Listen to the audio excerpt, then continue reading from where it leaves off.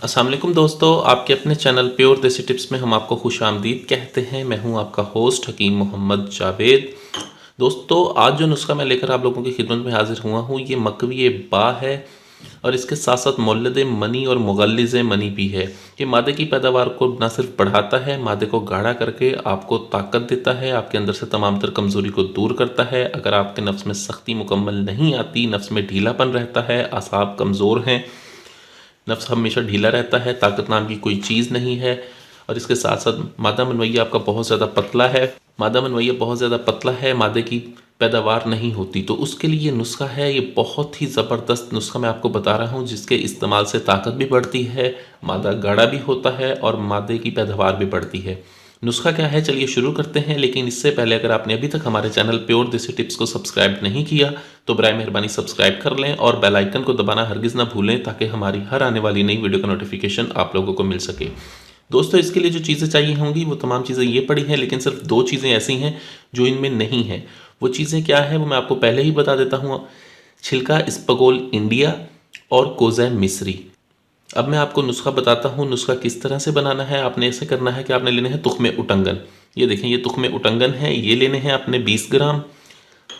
तुख्मे रेहान आपने ले लेने हैं 10 ग्राम। सालब पंजा लेना है आपने 10 ग्राम। सतावर लेनी है आपने 20 ग्राम।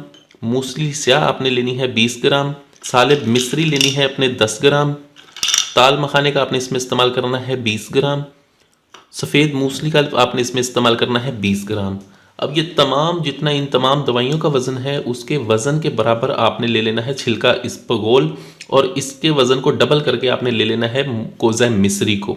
ठीक है, आपने इनको लेके अलग-अलग आपने बिल्कुल बारीक सफ़ूफ बना लेना है इन चीज़ों का, सिवाय छिलका इस्पगोल के। आपने इन तमाम चीज़ों का बिल्कुल बारीक सफ़ूफ बना लेना है। दोस्तों, एक बात याद रखें कि किसी भी नुस्खे में अगर छिलका इस्पगोल का इस्तेमाल है तो वहाँ पर छिलका इस्पगोल को कभी भी खरल नहीं करते, उसको कूटते पीसते नहीं है, उसको साबुत ही शामिल किया जाता है। इन तमाम चीज़ों को आपने मिक्स कर लेना है, मिक्स करके आपने महफूज करके रख लेना है। अब इसकी मिकदार खुराक ये है कि आपने इसकी 4 माशा खुराक लेनी है रोज़ाना सुबह निहार मुँह, और 4 माशा शाम को 5 बजे।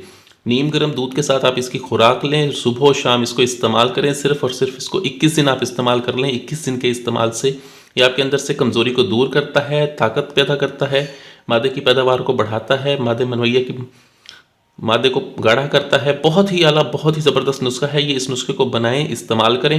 वीडियो अच्छी लगी हो तो वीडियो को लाइक करें, वीडियो को शेयर ज़रूर कर दिया करें, ताकि दूसरे लोग भी इससे फ़ायदा उठा सकें।